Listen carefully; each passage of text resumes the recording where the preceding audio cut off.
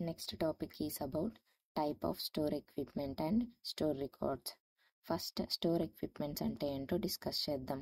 యాక్చువల్గా మనకి ఏ ఇండస్ట్రీస్లో అయినా రా మెటీరియల్స్ని స్టోర్ చేసుకోవడానికి స్టోర్ రూమ్స్ అని ఉంటాయి.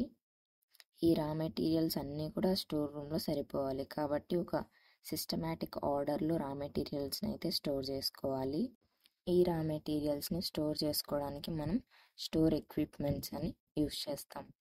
అంటే ఎలాగంటే ఇప్పుడు ఒక షాప్ తీసుకున్నట్లయితే మనం ఏ థింగ్స్ ఎక్కడెక్కడ పెట్టామో కస్టమర్స్కి ఈజీగా అందించేలాగా ఈజీగా ఐడెంటిఫై అయ్యేలాగా మన కళ్ళ ముందరే అన్నీ ప్రాపర్గా అరేంజ్ చేసుకుంటాం అనమాట. అలానే ఇక్కడ ఇండస్ట్రీలో రా మెటీరియల్స్ కూడా అలానే అరేంజ్ చేసుకుంటాం అనమాట. ఏ థింగ్స్ ఎక్కడెక్కడ ఉన్నాయని కరెక్ట్గా ఐడెంటిఫై అయ్యేలాగా కొన్ని ఎక్విప్మెంట్స్ని యూస్ చేసి అందులో ఈ మెటీరియల్స్ని స్టోర్ చేస్తాం. Equipments is nothing but containers, racks ఇలా అనమాట. వాటిలలో మనం మెటీరియల్స్ అనేటివి స్టోర్ చేస్తాం. రా మెటీరియల్స్ని ఇండస్ట్రీస్లో స్టోర్ చేస్తాం. ఇండస్ట్రీస్లో ఎక్విప్మెంట్స్ అనేటివి చాలా టైప్స్ ఉన్నాయి. 1 by 1 చూద్దాం. First one open type shelves. ఈ టైప్ ఆఫ్ షెల్ఫ్స్ యాక్చువల్గా అన్ని ఇండస్ట్రీస్లో మోస్ట్లీ యూజ్ చేస్తారు. ఏమేమి స్టోర్ చేస్తారంటే ఇందులో screws, ball bearings, components, files, drills etcetera ఇలాంటి చిన్న చిన్న మెటీరియల్స్ అన్నీ కూడా ఈ ఓపెన్ టైప్ షెల్ఫ్స్లో పెడతారనమాట. అంటే మనకి తీసుకోవడానికి పెట్టడానికి ఈజీగా ఉంటుంది. ఫ్రంట్ అండ్ బ్యాక్ మొత్తం కూడా ఏం కవరేజ్ అనేది ఉండదు, లైక్ ఓపెన్గా ఉంటుంది అనమాట. మనకి విజిబుల్ అయ్యేటట్లు ఉంటుంది. ఎటువంటి డోర్స్ ఇలా ఏమి ఉండవు అనమాట. Next second one closed type shelves. ఇందులో ఎక్కువగా packaged goods, preservation of loose items like nuts, bolts, hand tools, pipe fittings, spare parts of machine and small components. చిన్న కాంపోనెంట్స్ ఏమైనా ఉంటే స్టోర్ చేస్తాం. అండ్ ప్యాకేజ్డ్ గూడ్స్ అంటే almost finish అయిపోయి ఉంటాయి. Production of goods అనేది ఇంకా మార్కెట్లోకి తీసుకెళ్ళాలి అని అన్నప్పుడు ఈ క్లోజ్డ్ టైప్ షెల్ఫ్స్లో స్టోర్ చేస్తాం. Next one racks for bars and pipes.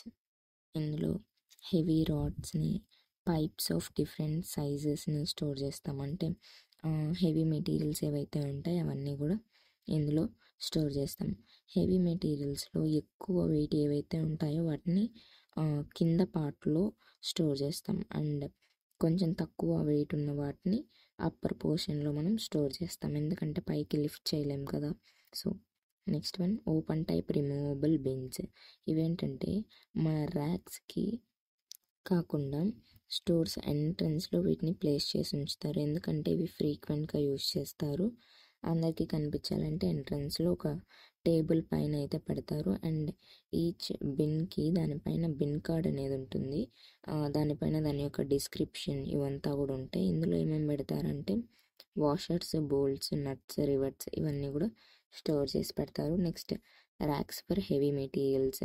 ఏవైతే వెయిట్ ఎక్కువగా ఉంటాయో వాటిని హెవీ స్టీల్తో ప్రిపేర్ చేసిన ఎక్విప్మెంట్లో మనం ఈ హెవీ మెటీరియల్స్ని యూస్ చేస్తాం, లైక్ స్టీల్ పైప్స్ని. Next one stacking racks for bins. ర్యాక్స్కి బిన్స్ని హ్యాంగ్ చేసి ఉంటారు. బిన్స్ అంటే స్మాల్ బౌల్స్ లాగా ఉంటాయి. వీటిపైన ఈచ్ బిన్ పైన మనకి బిన్ కార్డ్ అనేది ఉంటుంది. ఆ బిన్ కార్డ్లో ఆ మెటీరియల్ యొక్క డిస్క్రిప్షన్ అండ్ ఎన్ని మెటీరియల్స్ అవైలబుల్లో ఉన్నాయి, టోటల్ తెచ్చినప్పుడు ఎన్ని మెటీరియల్స్ అని ఓవరాల్ డిస్క్రిప్షన్ అనేది ఉంటుంది. Next stock racks with drawers. ఇవి వచ్చేసి క్లోజ్డ్ స్టాక్ ర్యాక్స్. ఇందులో వచ్చి సెవరల్ డ్రాస్ ఉంటాయి. వీటికి లాక్ ఫెసిలిటీ కూడా ఉంటుంది. వాల్యుబుల్ థింగ్స్ని, స్మాల్ ఐటమ్స్ని స్టోర్ చేసుకునేకి ఈ డ్రాస్ అనేటివి యూజ్ చేస్తాం. వీటిపైన కోడ్ నెంబర్ అనేది ఉంటుంది. ఈచ్ డ్రాకి డిఫరెంట్ కోడ్ నెంబర్స్ ఉంటాయి. ఇవి ఎక్కువగా యూస్ చేయరు అనమాట, ఫ్రీక్వెంట్గా యూస్ చేయరు. అండ్ వాల్యుబుల్ థింగ్స్ని ఇందులో యూస్ చేస్తారు. Next last one pallets. మనకి ఇండస్ట్రీ స్టోర్ రూమ్స్లో ఫోర్క్ లిఫ్ట్ ట్రక్స్ అనేటివి ఉంటాయి. ఈ ట్రక్స్ ఏమంటే మ్యాన్ ఏవైతే లిఫ్ట్ చేయలేడో మెటీరియల్స్ని అవి ఈ మిషన్ ద్వారా మనము లిఫ్ట్ చేస్తాము. లైక్ ఫ్రమ్ గ్రౌండ్ ఫ్లోర్ నుంచి ఫస్ట్ ఫ్లోర్కి ఈ ట్రక్ ద్వారా మనకు లిఫ్ట్ చేస్తారు. ఇలా లిఫ్ట్ చేసేటప్పుడు ఆ రా మెటీరియల్ అనేది పడిపోకుండా ఉండడానికి గ్రిప్ కోసం ప్యాలెట్స్ని యూస్ చేస్తారు. ప్యాలెట్స్ని స్టోర్ చేయడానికి, ప్రొటెక్ట్ చేయడానికి, ట్రాన్స్పోర్ట్ చేయడానికి యూస్ చేస్తారు. Next topic is store records. మనం కాలేజెస్లో లేదంటే స్కూల్స్లో అటెండెన్స్ రిజిస్టర్ ఎలాగైతే మెయింటైన్ చేస్తామో ఇక్కడ ఇండస్ట్రీస్లో స్టోర్ రికార్డ్స్ అనేటివి అలా యూస్ చేస్తాం. ఇవి ఈచ్ మెటీరియల్కి డిఫరెంట్ రికార్డ్స్ అనేటివి ఉంటాయి. వన్ బై వన్ డిస్కస్ చేద్దాం. First one, inward and outward register.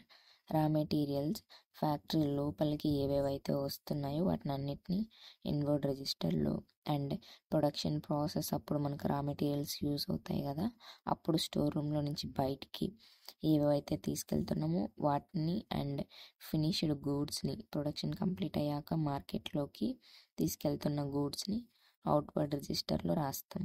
Second one, stock register. ఇందులో 3 ఉన్నాయి: non consumable, consumable and tool register. Non consumable రిజిస్టర్లో మెషినరీ, ఎక్విప్మెంట్, ఫర్నిచర్ని స్టోర్ చేస్తాం. అదే ఈ రిజిస్టర్లో నోట్ చేస్తాం. అండ్ దీని యొక్క ఓవరాల్ డిస్క్రిప్షన్ అనేది రాస్తాం అన్నమాట. అంటే ఎవరి దగ్గర నుంచి ఈ మెటీరియల్ కొన్నాము, ఏ డేట్న కొన్నాము, ఎంత క్వాంటిటీ అండ్ కాస్ట్ అయింది, ట్రాన్స్పోర్టేషన్కి ఎంత అయింది, ఇదంతా కూడా ఈ రిజిస్టర్లో డీటెయిల్డ్గా రాస్తాం. నెక్స్ట్ కన్జ్యూమబుల్ రిజిస్టర్లో kerosene, diesel, lubricants, cotton waste, paints ఇవన్నీ కూడా ఈ రిజిస్టర్లో రాస్తాము, అదే కన్జ్యూమబుల్ రిజిస్టర్లో. Next tools register. ఇందులో ఇష్యూ అండ్ రిసిప్ట్ టూల్స్ని అయితే రాస్తాము. ట్రాన్సాక్షన్కి సపరేట్ పేజ్ అనేది మెయింటైన్ చేసి దానికి ఎంత కాస్ట్ అయిందో రాస్తాము. Next third one, daily receipt register.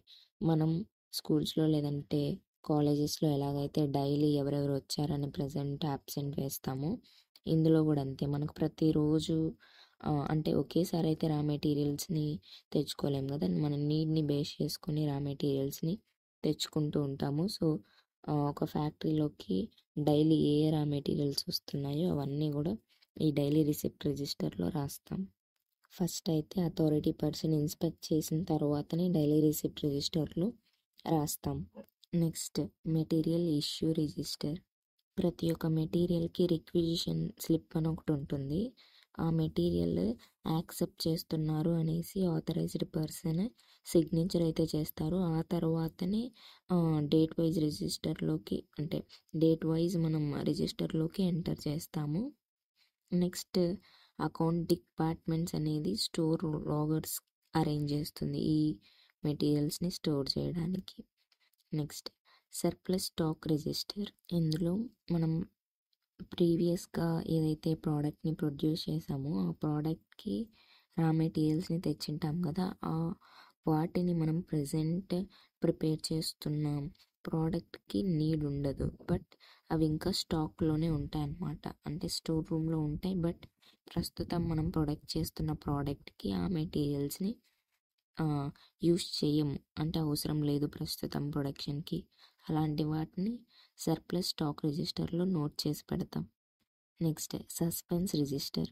ఇందులో డిఫెక్టివ్ ఐటమ్స్ని స్టోర్ చేస్తారు. వీటిని బిన్స్లో అయితే స్టోర్ చేయరు, సపరేట్గా మెయింటైన్ చేస్తారు. ఇలాంటి డిఫెక్టివ్ ఐటమ్స్ని సస్పెన్స్ రిజిస్టర్లో నోట్ చేస్తాం. Next one, loan register.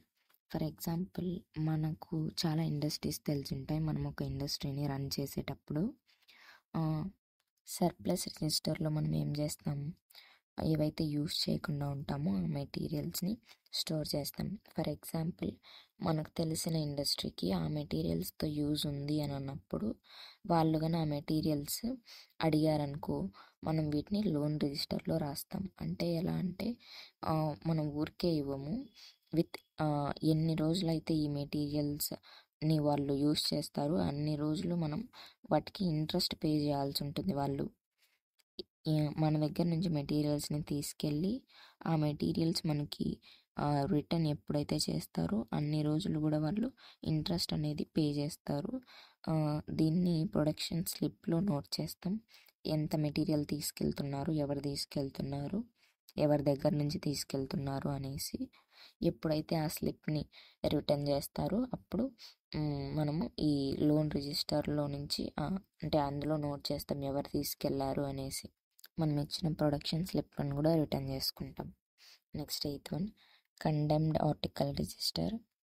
మనము ఒక ప్రోడక్ట్ని ప్రొడ్యూస్ చేశాక అందులో ఒక పర్టికులర్ మెటీరియల్ని యూజ్ చేయడం వల్ల దానికి అంత డిమాండ్ రాకపోవచ్చు. అలాంటి ప్రోడక్ట్ని అంటే ఆ ప్రోడక్ట్లో యూజ్ చేసిన మెటీరియల్ని నెక్స్ట్ ప్రొడక్షన్లో యూజ్ చేయకూడదు అనేసి మేనేజ్మెంట్ డిక్లేర్ చేసినప్పుడు, లేదంటే గవర్నమెంట్ ఇలాంటి మెటీరియల్స్ని యూజ్ చేయకూడదు అని చెప్పినప్పుడు వీటిని యూజ్ చేయము. వీటిని అన్నిటిని కూడా కండెమ్డ్ ఆర్టికల్ రిజిస్టర్లో నోట్ చేస్తాం. వీటిని ఏమంటామంటే అన్సర్వీసబుల్. అంటే ఏ మెటీరియల్స్ అయితే అన్సర్వీస్ అయిపోయి ఉంటాయో కొన్ని రోజులు యూజ్ చేసిన తర్వాత వీటినన్నిటిని కూడా ఇందులో రాస్తాం. Next one, empty containers and packaged register. ఇందులో కంటైనర్స్లో మనం మెటీరియల్స్ని స్టోర్ చేసి పెడతాం. ఈ కంటైనర్స్ అన్నిటిని కూడా ఈ రిజిస్టర్లో నోట్ చేస్తాం. Next 10th one, other records. పైన వాటినే కాకుండా ఇంకా చాలా మెటీరియల్స్కి చాలా రికార్డ్స్ అయితే ఉంటాయి. For example delivery note, goods received note, way bill, exercise records, goods return form, product requisition note, bin code, miscellaneous record, etcetera. That's it, friends.